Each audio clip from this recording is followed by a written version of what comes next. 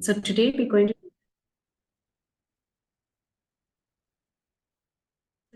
to discuss a very, very interesting topic, Suvilasa.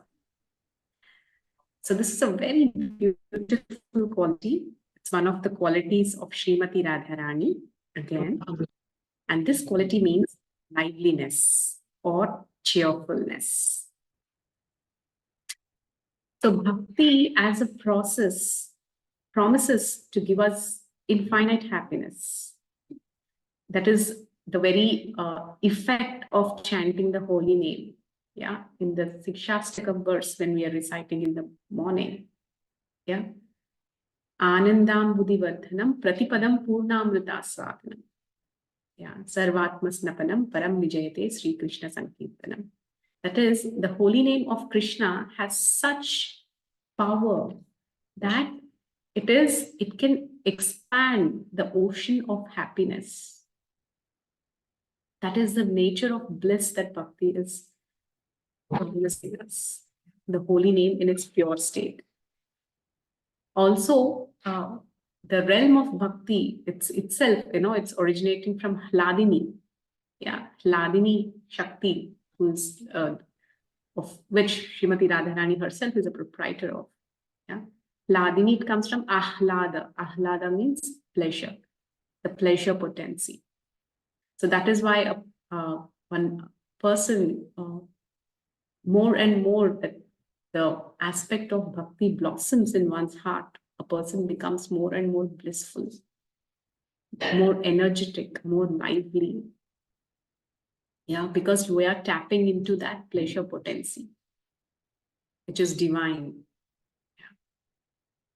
So the next question is, so bhakti is promising, unlimited happiness, means the name of Krishna, the holy name of Krishna, or the aspect of bhakti in itself. So next question is, so why are we sadhakas not so happy? Yeah. So bhakti is glorified as that ananda, which is called the premananda, which is million times more than what we experience in this material world. There are three types of ananda. Yeah, there is jadananda, there is brahmananda, and there is premananda. So what is jadananda? Jada is material nature. So this material nature also gives us some happiness. Yeah, we all experience happiness even in this material world, some thrill. Yeah, and those who are connoisseurs of true happiness, their verdict of the nature of this happiness that we experience in this material world is simply the gap between two unhappy episodes, is what we call as happiness.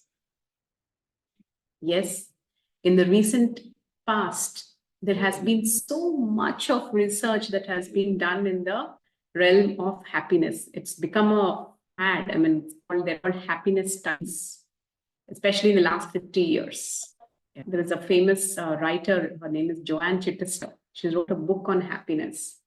So very interesting things she writes in her book. Yeah, happiness has become like a butterfly.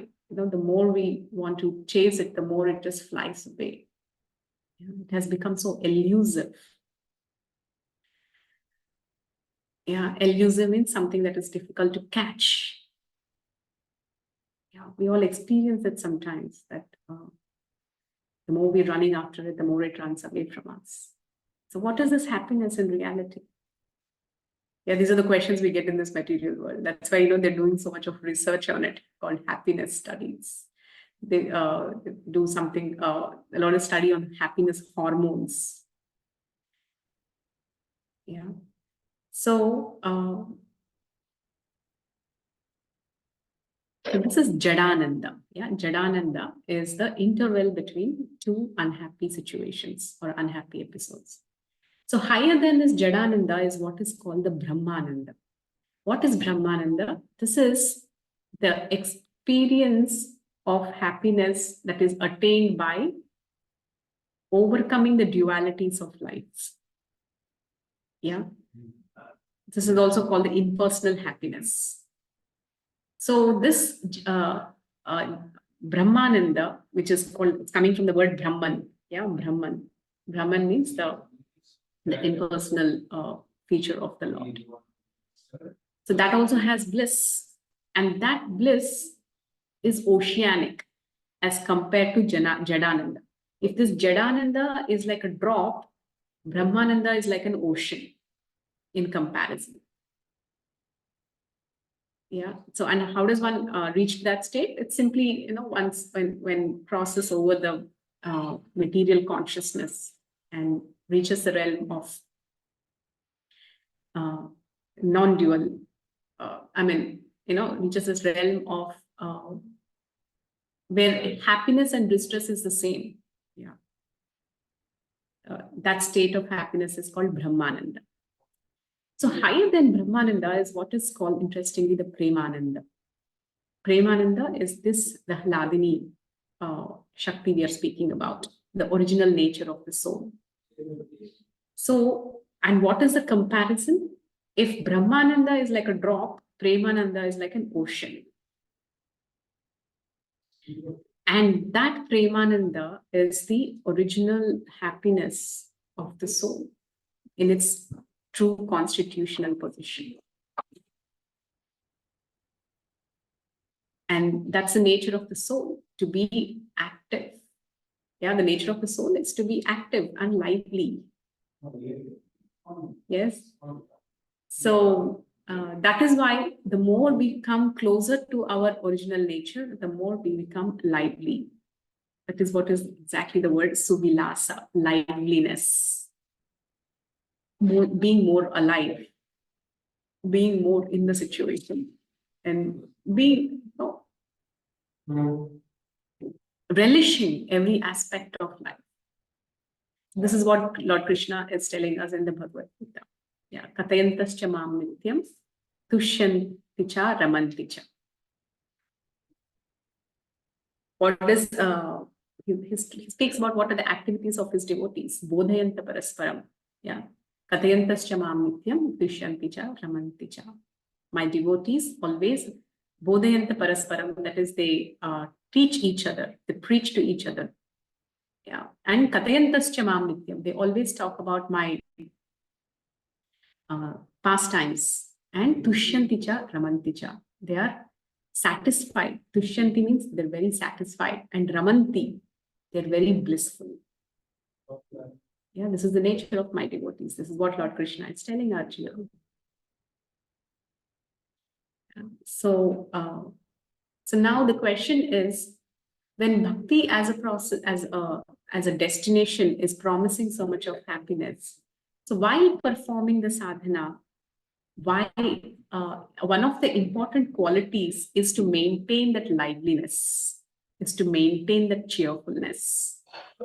And at this time, even before we attain the platform of ruchi and asakti, where we begin to experience a taste of bhakti, initially it is a dry period, especially during the stage of anartha nivritti. Bhakti progresses in stages. Shraddha, faith, then sadhu sangha, then bhajana kriya, then anartha nivritti. The fourth stage, anartha nivritti, especially, is very, very prolonged sometimes. And it can be very painful because a lot of purification is taking place. Yeah. And it's the phase when one has understood that, yes, this is the process I want to take and accept. But we still don't have the taste for it. We still are not relishing it. So it's like, hanging in the midair. We are neither this side nor that side. No, one side, we are like, yeah, yes, I understood that, this is the goal of life and this is what I have to do. And on the other side, we neither have taste for the material and the material things which no more give us pleasure, which had given us pleasure in the past. At the same time, I'm unable to also relish the sweetness of bhakti. So neither here nor there. How many of us have this experience? Hanging in the mid-air. Because, once we have the taste for bhakti, nobody has to tell us, do this, do that. It's automatic. We can't live without it. Like, the great Vaishnavacharyas, they cannot but think of Krishna. They cannot but chant. They cannot but glorify the Lord. They can't remain, bhakti is like spontaneous, natural outflow. But initially, it's a matter of cultivation. Yeah. So during this phase, now this is the quality that really helps us. Yeah, maintaining a cheerful attitude, organizing our life in such a way that we maintain an adequate happiness quotient, so that we have an appropriate mental environment to follow the process of sadhana with consistency and with mindfulness, with attention. And whenever we follow this process of sadhana with mindfulness, attention, and with the cheerfulness, the result that we get is also much more immediate, quicker, and the progress we make is also faster. And even the anarthas that we are facing can be crossed over with more ease. So that is why cultivating this quality of cheerful attitude or liveliness in what we do is very, very important, especially at the sadhaka stage.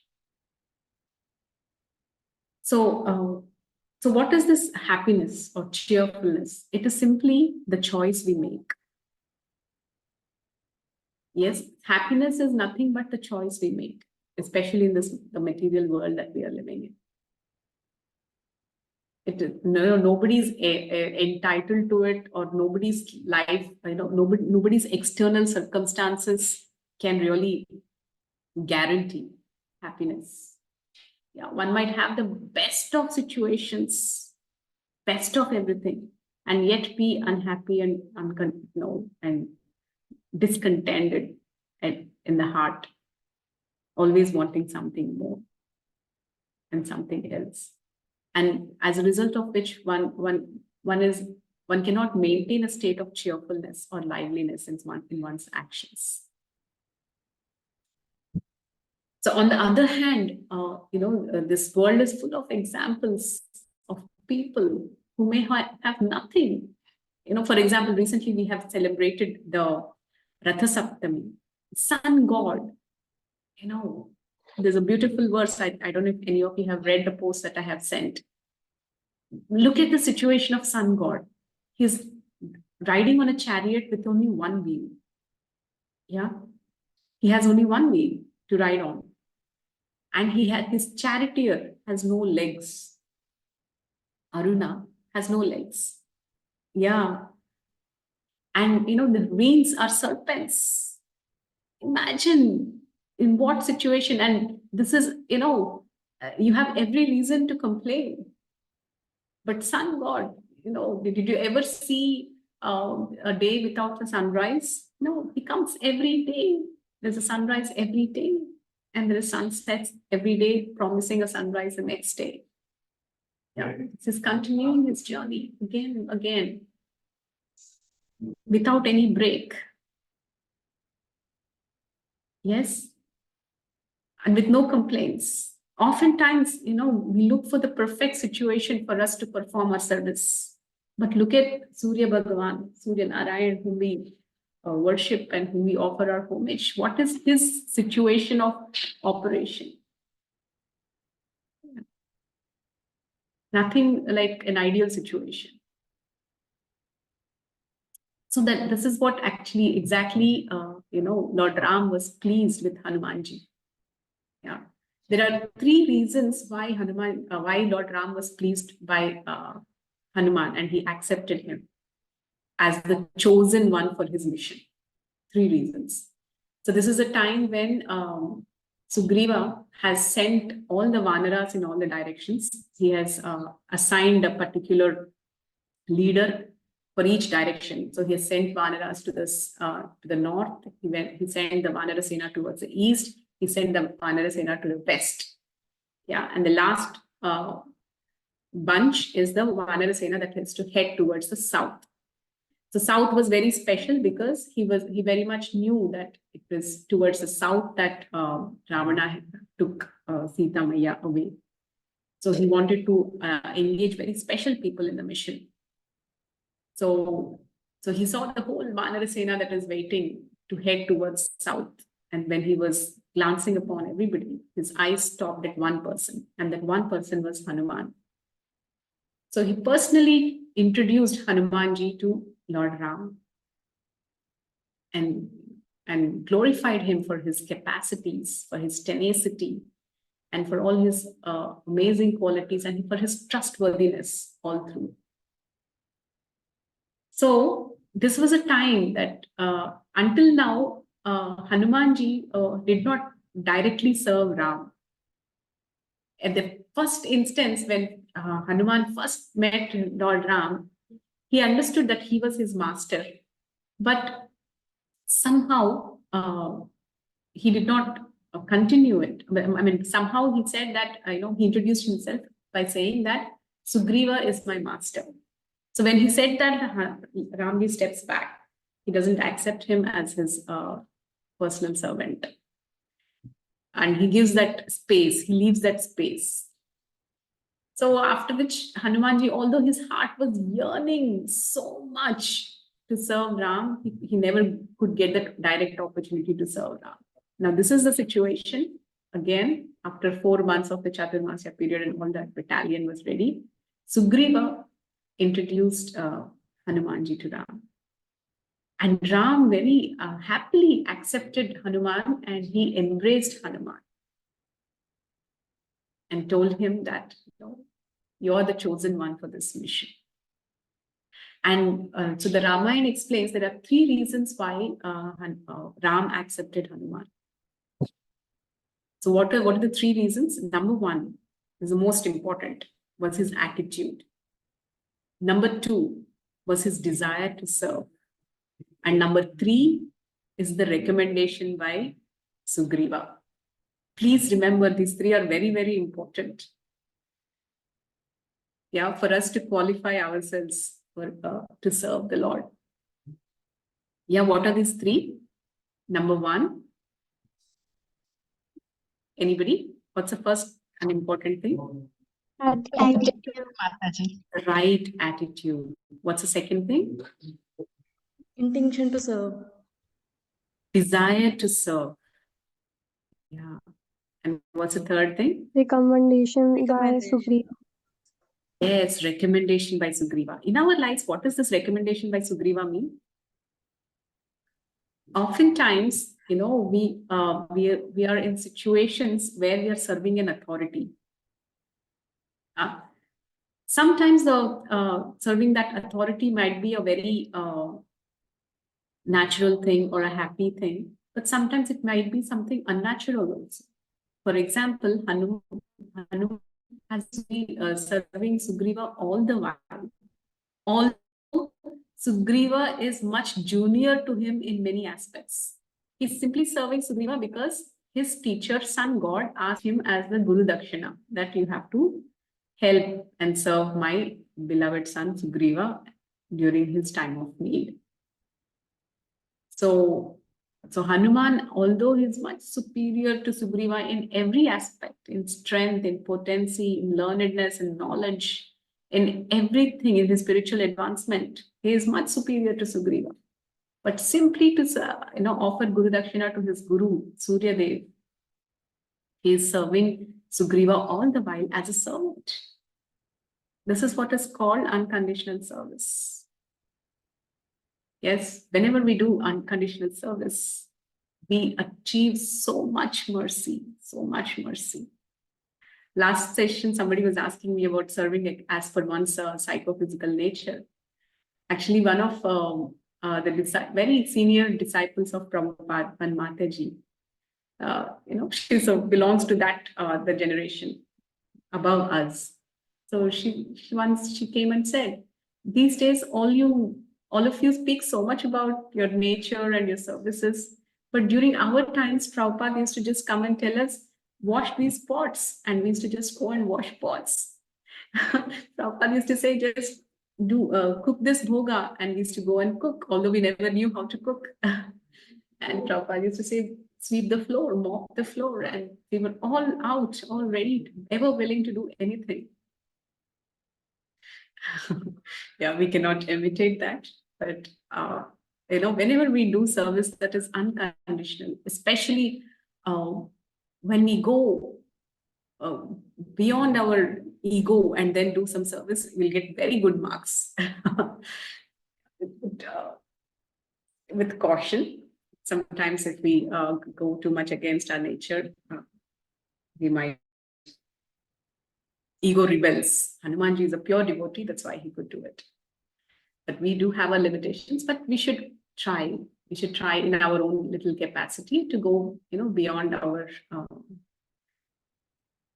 comfort zone and do something beyond our comfort zone. That's where we get a lot of mercy.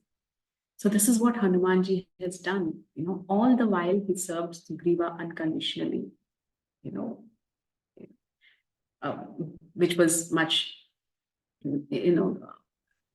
foregoing or his own position. So, and that's what was his right attitude. That's what made him very dear to Lord Ram. And finally, Ram chose Hanumanji of all the Vanaras for his special mission of finding his beloved consort Sita. And it said that actually, if Ram wanted, he could have empowered any Vanara there to actually perform the mission of what Hanuman performed. But the reason why he chose, and yeah, he chose Hanuman.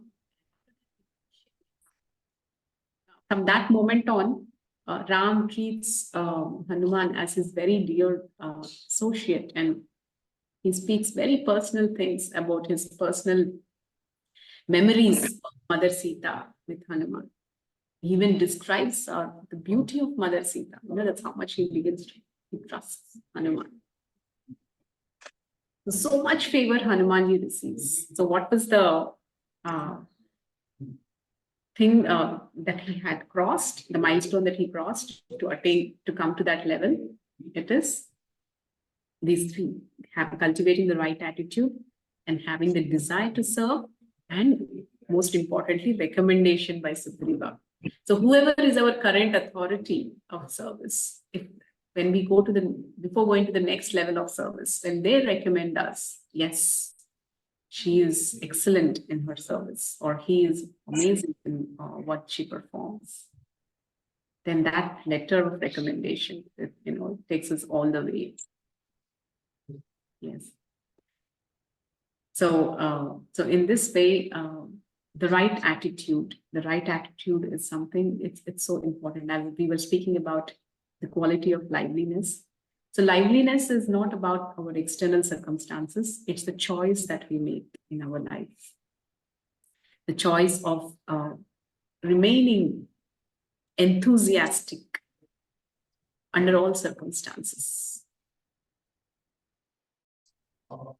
When Srila Prabhupada was at the time of opening the temple of Sri Krishna Balaram Mandir at Vrindavan, he was down with typhoid for a very long time.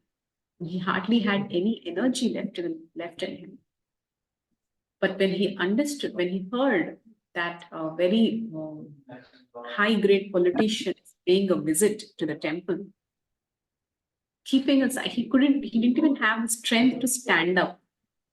Yeah, but still, this visit of the politician would be very important for the future of the temple. So he got up from his bed, he just got, he got ready in his fresh wear, put his tilak on, and he waited to receive this politician. Just imagine Prabhupada at that age, already he's accomplished so much across the world, but how much of enthusiasm he had for his service to Lord Krishna in that stage of being totally ridden by typhoid, fever, and weakness and many days of diarrhea and chronic fever. Just because this politician, when he's coming, if his favor would be very good for the future of the temple, he picked himself up, he gathered, just went there all the way to the gate to receive this politician. And he could not literally even stand because of the weakness that he had. So he requested for a chair and he just sat on the chair and waited for the politician. So this is liveliness. Yeah, liveliness is not in the situations we are in. It's in our desire to do something. All we need to do is just really want it. Yeah, that is when liveliness becomes being convinced about what we are doing. It's what brings in the liveliness quality. Another classical example from Chaitanya Charitamrita. Yeah. Vasudev, the leper. I don't know how many of you have heard it. Yeah. He was struck. He was affected by the worst kind of leprosy. He had wounds all over his body and pus oozing out of those wounds. Yeah. But still, he was so considerate and like into that wounds, like there were worms that were infecting the wounds. But his vision was like, okay, these worms my body is food to these worms and they are relishing it. So let them continue. And he was so careful that even if the worms were falling down of his body, he used to pick them up and place them back on. So, so this is, what is attitude? Attitude is not as per what's around us. Yeah, it is what we have within. I mean, even in the recent past, you take the example of the famous Wright brothers, who are the inventors of the aeroplane. How many times they failed? 17 times they failed. I mean, until then there were no aeroplanes. Yeah. And the Wright brothers, I don't know if you know their story. They used to see these flamingos flying and they used to think, when birds can fly, why can't we? And when they first shared their idea with their village, the people of their town, they all laughed at them. And they used to repeatedly, try time and again and again and again, to fly by mimicking what we see as an aeroplane today. Many times, multiple times, 17 times they have created something like an aeroplane and they tried to fly and they failed. But finally they succeeded. And today, we just book a air ticket and we just walk into an airport and fly on the aeroplanes. But during those days, nobody could ever dream that, we can actually fly. So this is attitude. Yeah, attitude is about not giving up. Yeah, maintaining the liveliness in your heart or cheerfulness in your heart, even when everything around is not going one's way, even when everything around us is failing. And when one has this sense of happiness, and one has this sense of liveliness in one's life, it gives one strength to perform their own sadhana. So many girls actually come to me, going through many difficult phases of negativity. Recently, I was with a college, a very reputed college, IITs. I was just asking this group a random question. What is that one emotion that you most strongly associate with? Yeah. Then all of them have given an answer of a negative emotion. Majority of them experience fear. Some of them experience majority of them experience what is fear. Yeah. And some of them unhappiness. And amongst all the girls who have answered the question, not even one expressed a positive emotion as an emotion that they're most associated with. So when this is the state of mind when we are pulled down by the heaviness of our own negative thoughts, there can be no liveliness or suvilasa in the actions that we do, in the services that we perform, or in the sadhana that we do. So then it becomes a drag. It becomes a drag. It is said like bhakti is like a sugar cane. Yes, it looks hard from outside, but if you know the art of removing the juice, it's very juicy. So the process of bhakti yoga is called kevala ananda kanda. The process itself is joyful. Only thing is one needs to know the art of performing this yoga. Then not just the destination, but even the process is joyful. And how do we experience this joy? By maintaining the right attitude towards the processes that we are doing. By looking at examples that we have discussed so far, and understanding the nature of happiness, and trying to live by those principles that are given to us through the examples of these great souls in their lives. So today I want to end the session a little early because I want to leave the floor open for questions, because this is one topic where more than me speaking about it, I would want to hear from you and take your questions, because I might say many things about happiness and the reason why one needs to maintain a state of liveliness. But at the end of the day, the challenges that person who is facing the challenges, you individually. So that's the reason I want to leave the floor open for questions. And before that, I will just summarize what I have spoken today. So today is we cover the topic of Suvilasa, the quality of liveliness and its importance as practitioners of bhakti. And we have seen how happiness is a choice we make. We've seen the different levels of happiness, the Jadananda, the Brahmananda, and the Premananda. And the original nature of the soul is Premananda, that is unlimited happiness and bliss experienced in the constitutional position of rendering pure loving devotional service to the Supreme Lord. But being in the conditioned state, one experiences only, a drop in the drop of, very, very insignificant happiness that they are originally entitled to. So once one accepts the process of bhakti as the process one wants to pursue, yet in the process of sadhana, one might one of the quality that helps one to progress and get to that original condition of unlimited happiness is maintaining the state of liveliness.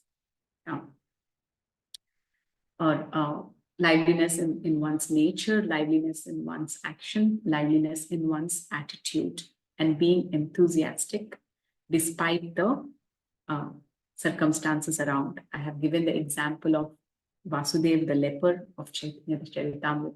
I have given the example of Srila Prabhupada. And I have given the example of Wright brothers, a contemporary example.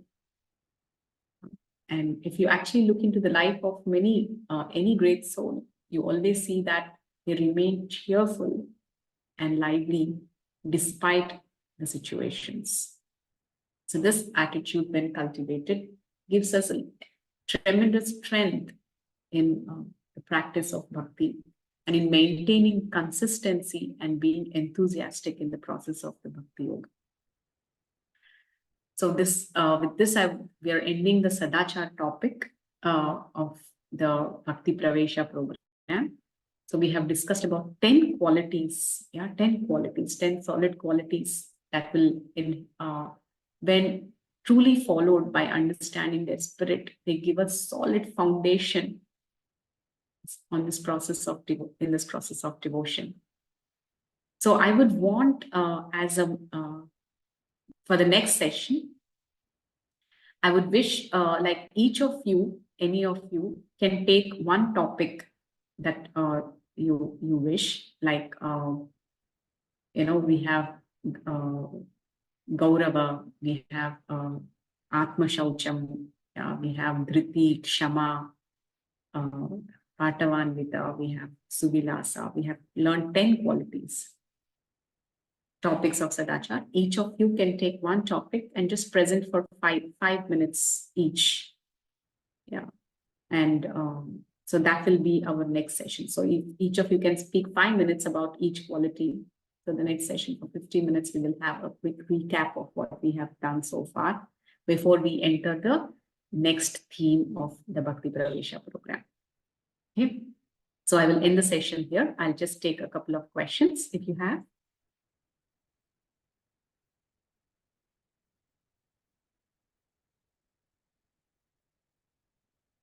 Any questions?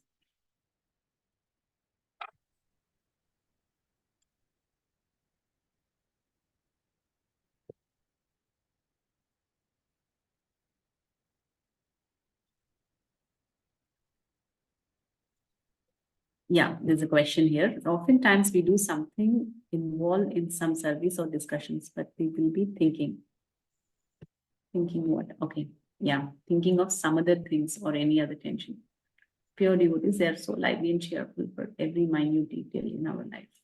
How to develop that practically? Okay, so your question is more related to mindfulness. Yeah.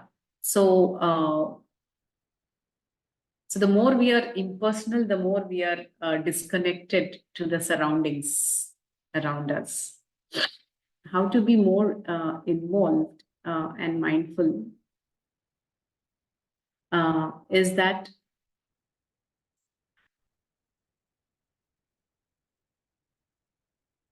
there's a wonderful lecture that I heard many years ago by my Guru Maharaj. It's a lecture called, being absorbed in the service that we do. Actually, this is a quality that we should cultivate in every act that we do, every small activity. Like right from, morning when you're brushing your teeth, be mindful about it. It's not that, just put his brush and think about something. No, this is a brush and, I'm brushing my teeth. Be mindful about what you're doing. And even things like offering obeisances. Sometimes we just, fall flat on the ground.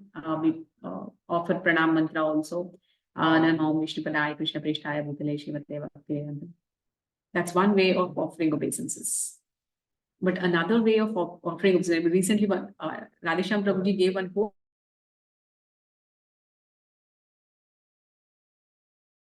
So that's one way of doing mechanically. Another way of doing is with absorption. Who is this personality I'm offering my obeisances to? And what is offering obeisances? Yeah, that is with your mind, body, and words. You're falling flat. Yeah. And, in humility, obeisances means you're giving up your ego and you're humbling yourself. Yes. In front of this great personality. And who is this personality in front of whom I'm offering obeisances? It is Prabhupada. Who is Prabhupada? Be conscious. Prabhupada is not just, it's not just an idol there. So many times Prabhupada said, I'm present in my murti. Yeah, or Lord Krishna is there, his deity is there. It's not different from Lord Krishna himself is there. So when you feel and experience that, be conscious of that, be aware of that. And with that feeling and with that cognition, when you offer obeisances, even that one act can bring about such tremendous purification of heart. Just that one simple act which we do so many times in a day, offering obeisances. Yeah, in that way, when we are, and so whatever activity, when we are singing kirtan in the temple, samsara davanala in the loka. So, one way is to sing, because sometimes we know all the lyrics, we sing along with the bhajan, samsara davanala lida loka, pranaya karanya garbhanagana. One way is to sing that way. And okay, every time we begin our class, we sing Jaya Radha Madhava. So one thing is to be mechanical about it. Another thing is to put your heart into it, to be absorbed in it. Samsara dava nalalila loka. So morning in Mangalarti time, what's happening? You're in front of the Lord and you're remembering how I am so lost in the darkest of ignorance. But by the mercy of my Guru Maharaj, who like a rain cloud has brought the mercy from the ocean of mercy, who is Lord Krishna himself. He has come and, he has extinguished the fire of my material existence. To that great personality, without whom, I couldn't imagine my life. To that great personality, unto his lotus feet, Vande Guru Shri Charanaravinda. So, in this way, every act that we do, when you put your consciousness, when you invest your consciousness, when you invest your absorption, it's not easier, but because it's very easy to do a physical activity, physical exercise or warm up. Little difficult than that is, to do something at the mental level, and little more difficult is to do something at the intellectual level. And what I'm talking about is consciousness. It's at the level much deeper. So you have to invest your consciousness into what you're doing. So when it should become a practice. So when you're offering prayers, make it a conscious effort. Yeah, when you're after which, when you're eating, when you're honoring prasadam, what is this that I'm eating? It's not just some kind of a rice, dal, sabji. This is the remnants of the, my beloved Lord, Sri Krishna, Radharani and Krishna. It has been tasted by them. My Maharaj says that, it is mixed with the saliva of my beloved worshipable lords, Shri Radha Krishna. This is what I'm honoring right now. Just imagine, when that consciousness, when you put each morsel in your mouth, it is so satisfying. It's so different an experience. Yes. So in that way, in every activity that you do, when you truly understand its significance, its connection to the Lord, here comes a devotee. And when you see the devotee, it is said in one of the, in Hari Bhakti Vilas, when you see a Vaishnava and you do not become cheerful or happy, it's actually an aparadh. We have to be very careful. So one should at least express put a smile on seeing a devotee, a Vaishnava. That's a minimum service that we do. Being mindful of that, of their presence, aware of their presence. So in every dealing, when we invest our consciousness, our relationships also flourish so much. Yes, when we are with a person and and we are checking our own mobile and doing our own things, how does the other person feel? But when we are with that person, you're truly with that person. That is why there's an old saying: who's the most important person? The person whom you are with right now. That's the most important person. Give your complete attention to them. Give your complete focus on them. Invest your consciousness in that discussion. So that is, it becomes gradually a quality within us. And so this particular thing, very, very important for a sadhaka. No one. If not, the material nature tends to take us to the make us feel everything as routine, normal, taking things for granted. And the result is we become mechanical. We become mechanical in what we do. And whenever we become mechanical, we don't relish. And there is, as a result of which, there can be no liveliness in our heart or in our activities. So one should put a conscious effort in every little thing that one does, starting from bathing, dressing, putting tilak, or decorating oneself, or how we deal with the deities, how we deal with the devotees, how we cook food, and how we serve anybody who comes, how we do our job. Just try to practice this and just see the effect it brings in your own life. So what is the difference between an ordinary person and a great soul? They have the same 24 hours. Yeah. But a great soul exactly knows how to utilize those 24 hours with quality. Quantity is same, but it's just the quality. And what is quality? It's absorption. It's being conscious. So, okay, I hope this helps you to have a practical input. There is another question. Shubha. Srinija, I hope that answered your question. Okay. Okay. Yeah. Shubha asked another question. How to control fear of negativity? Fear of negativity. You're fearing negativity? Is that, did I understand it correct? Mataji, Yes. negative fear, how to maintain the negativity without getting the fear. How to maintain negativity? Matlab control negativity, you mean? Yes, Mataji. Okay. So basically, how to control negative thoughts? Yes, Mataji. Okay, this is a very good question, practical question. In the recent past, I have spoken about, one of the scientific understanding of the nature of this mind. Yeah, the mind is hardwired to always sink into negativity. Yeah, it is hardwired to always absorb negativity faster because that's the way it is made. Because it's like a safety mechanism, so that whenever there is danger, it immediately becomes alert. Yeah, so that is why the mind is hardwired to absorb negativity faster. Yeah, that is why somebody criticizes us, it it lasts with us longer than praise. Praise we may forget, but somebody criticizes us, we don't forget.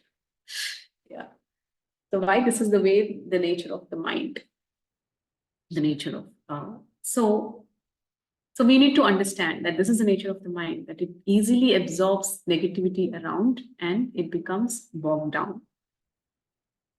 So then how do we control it? How do we control these tendencies? So first thing is, one needs to be alert and aware. Whenever there is a pattern that is forming, one should detect it. Yeah.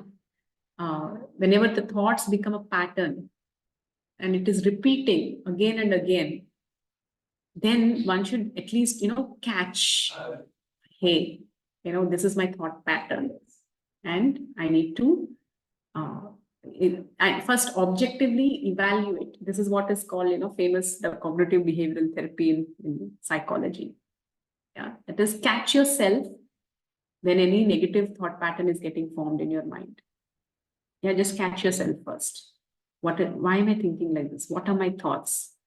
Yeah, and when you analyze the talk that's going on in your mind, the self-talk that's going on in your mind, when you really analyze it systematically, you will actually come to the conclusion that your thoughts are irrational. That's why they're called cognitive distortions. Then correct that thought. Yes, I will give you a small example. How old are you, Shubha? 35, Mataji. 35. So I'll give you a very good example. So there is once a mother, okay? So she visited a psychologist, and she's a very busy lady. She's a working woman, and she could hardly give time to her child. Yes. So she felt a lot of guilt within her heart that she's failing, that her child is not performing well at school. So she literally on one side she couldn't give up her job, on the other side she couldn't take care of her child enough. And over a period of time, she started developing some kind of a guilt that, hey, I'm a bad mother. I'm not giving good enough. And this has become a pattern within her.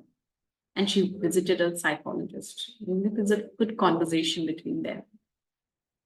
So this person actually asked her, so why do you, he questioned her. So what is the problem? So she said that,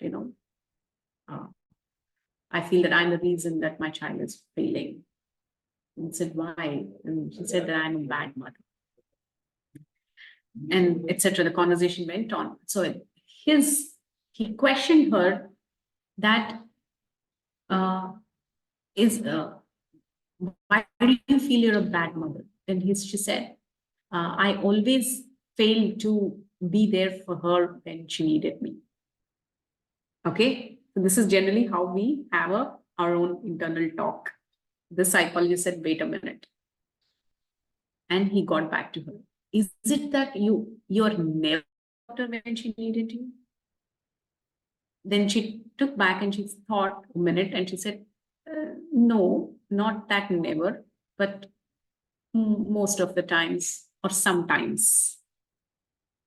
Then he pinpointed, this is the error that you're making in your thinking. We always use the word always. Yeah, I was never there for my daughter when she needed me. This is what your mind is thinking. Yeah, I always failed her. This is what your mind is thinking, because of which it's becoming a pattern. Now change your thought process. Think that, yes, sometimes I am not there for my daughter when she needs me, but sometimes I am there. Yeah, sometimes I fail, but sometimes I make it.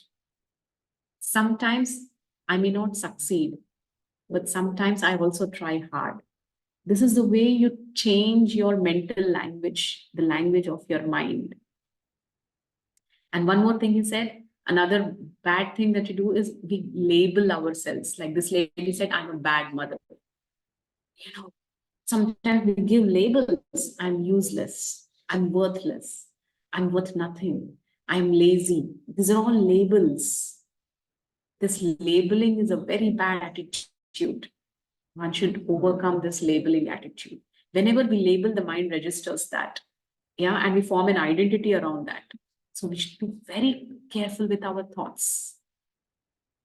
And when the negativity starts developing, we should identify, become objective, become a seer of your mind. Yeah, you're not your mind, right? You're much superior to your mind.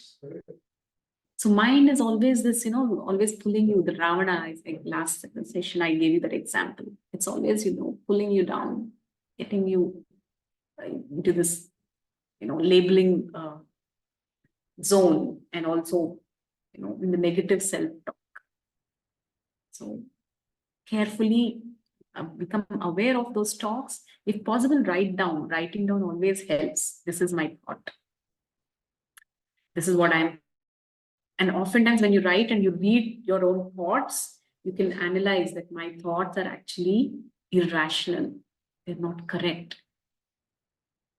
Yeah, and that incorrect, distorted thought process that are becoming patterns in your mind, which are not actually truth, are actually getting you into negativity more and more and more in the form of web. So how to deal with it? Deal with it with intelligence.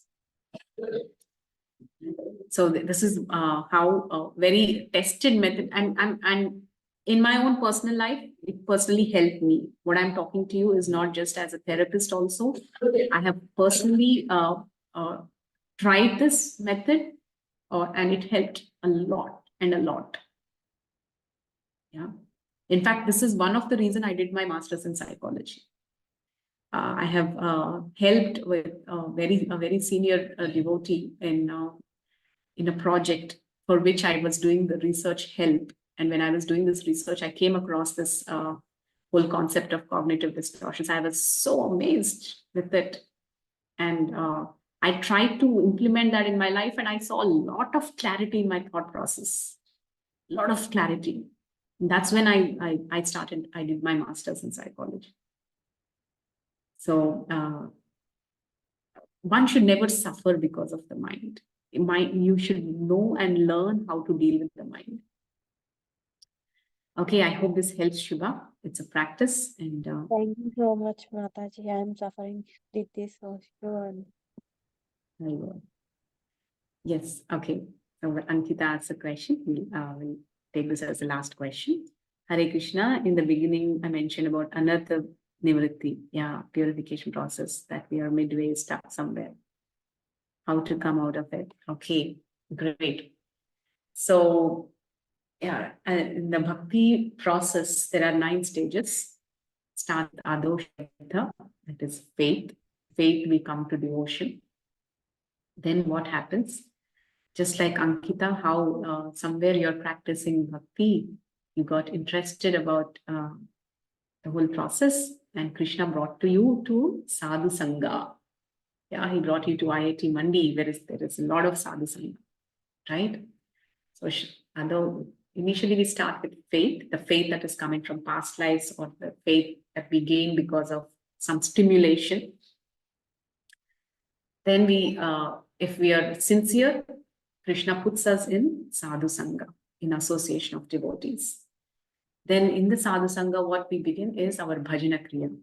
Yeah, our Bhajana Kriya is our sadhana, Bhakti, our chanting, our hearing, all this comes under Bhajana. Yeah, all this is a process of reawakening our dormant consciousness of pure love for Krishna. So this is Bhajana Kriya.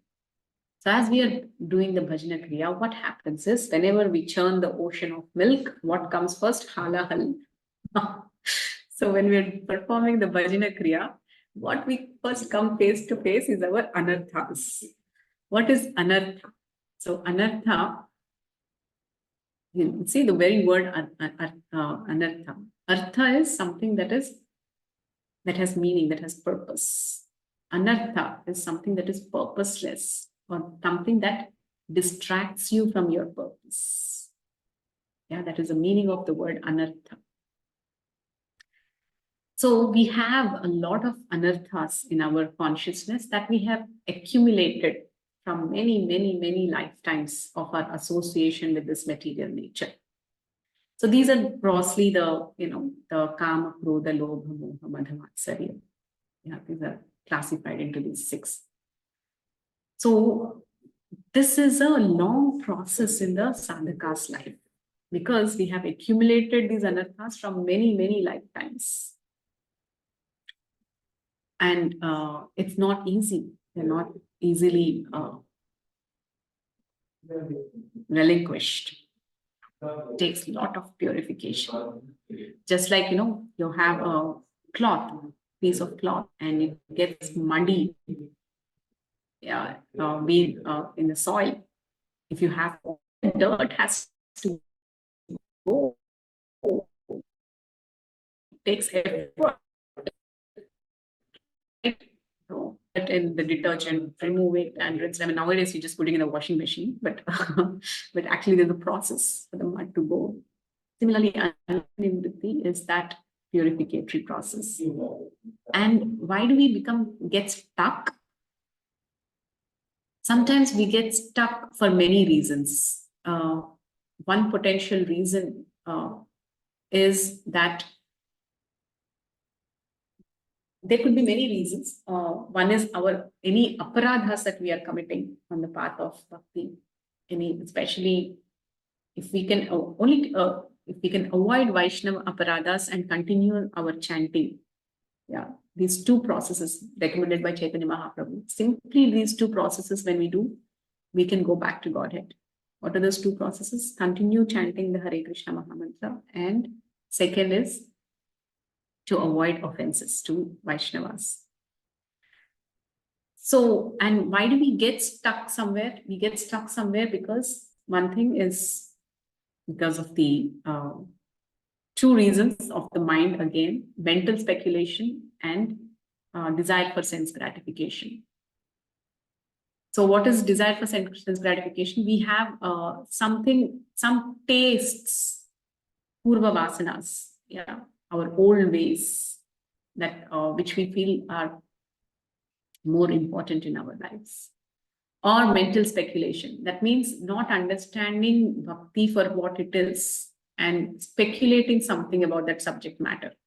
That means not being rightly situated in knowledge. Yes. So that is why we often become stuck. These two are very, very subtle. Very subtle anarthas. These are difficult to detect also. But if we go deep into our consciousness and introspect, we find that these are the two thieves, that are getting us stuck in our pathway. What are these two? Sense gratification and mental speculation. Sense gratification means those past things that we are attached to, maybe some kind of recreation, or some kind of past habits. Old habits die hard, we say, right? Especially if they are not conducive to bhakti. So that is one solid reason. And mental speculation. What is mental speculation? Not understanding bhakti for what it is. Not being clear, not having the right knowledge about the process. That is why we have to be very active in learning the science of Krishna consciousness. That is why Prabhupada has recommended Bhagavatam class every morning. Yes. So situating oneself in knowledge also keeps us active in the process of Bhakti Yoga. Those who study are very steady. Those who regularly study are very steady. So, being in touch with knowledge actually protects us from falling prey to mental speculation. And also, when we are free from mental speculation, then there is lesser chances for the sense gratification. So these are the two enemies we have to tackle with in our journey.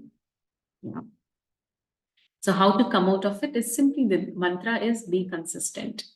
Whether it is, whether we feel dry or we should make some effort in making the process of bhakti juicy. Like, for example, making garlands. The very savor of making garlands, you might have done so much of anartha nivritti by now, I'm sure.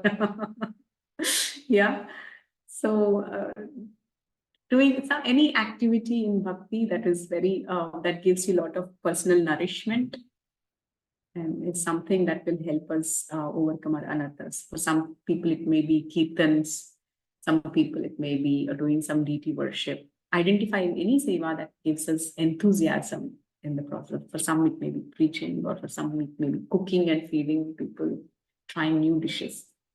Identify any such activity in bhakti which really enthuses, and try to do that as often as possible. This is one way of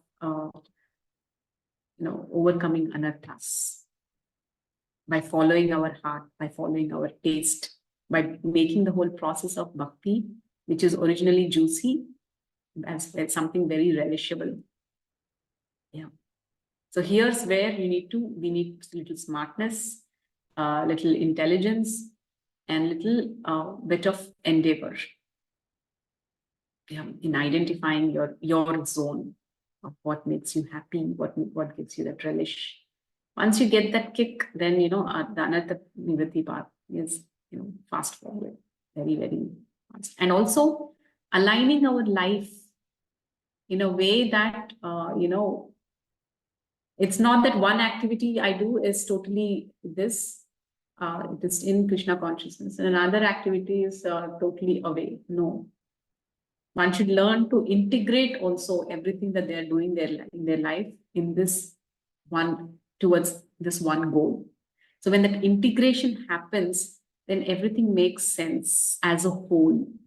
So when everything makes sense as a whole, then it's easier to take interest in what we're doing. Yeah, now don't ask me more questions on this, because whenever I say about this, many devotees start asking me about career and what they're doing, how is coding related to this and all that. It's, that's where you have to use your intelligence, make sense, and, make it a whole picture, get the whole picture of what you're doing, and whether it is in alignment with the goal that you want to pursue. Oftentimes we lose enthusiasm when we are very compartmental. Yeah. That is, yes, this is my spirituality time. After this is my material goals time. After this is my some relaxation time. When we are compartmentalized, and and we're not holistic in our approach towards spirituality, then sometimes we lose enthusiasm. Okay, these are some of my personal realizations and how things helped in my bhakti. I'm a small person. I just shared whatever I have heard and whatever I'm practicing genuinely. Hope it helps. Hare Krishna, Mataji. Hari Bol. Yes. Mataji, I have a question. While answering the previous question, Yeah. About negativity, you told we should write down the negative point that come in our mind and analyze them. Is that what you mean by writing them down? Yeah. That is, so what exactly, like for example, I'll give you a small example. Your Neha, what are you doing? Are you a student? Yeah, yes, Mataji. Yes.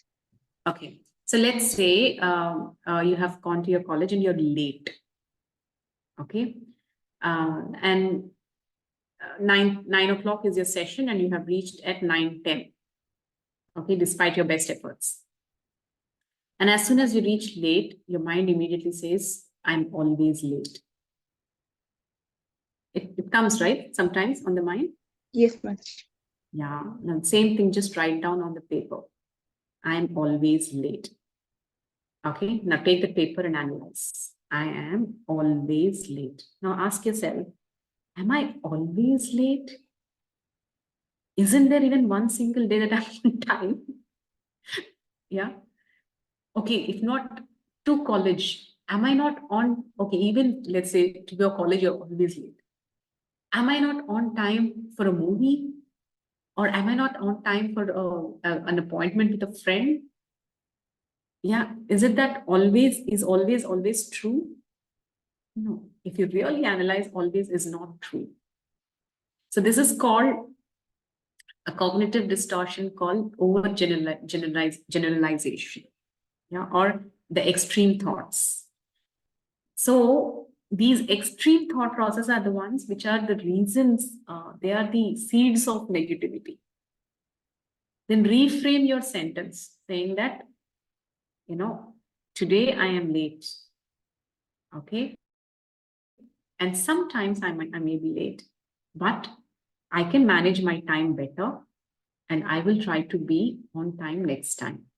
Just reframe this and see how you feel in that very situation.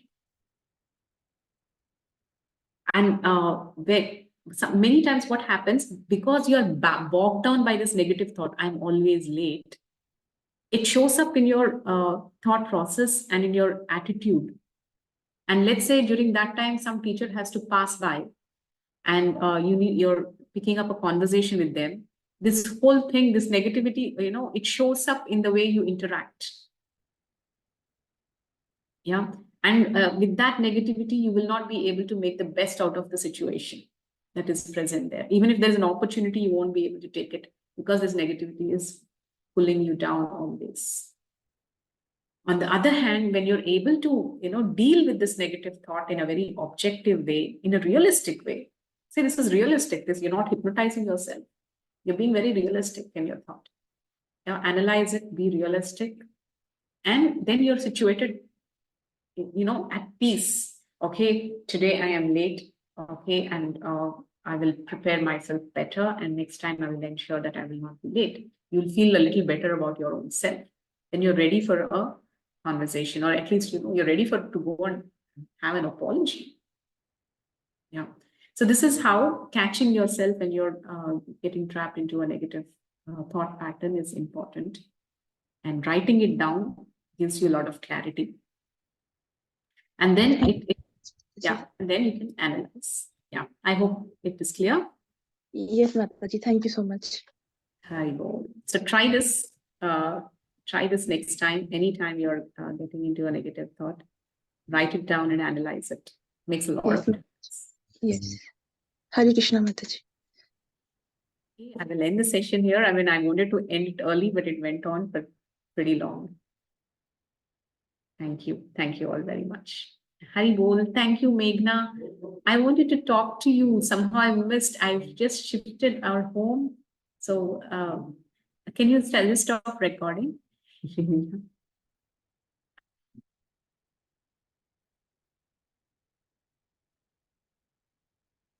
Yes. So I was Hari Bol.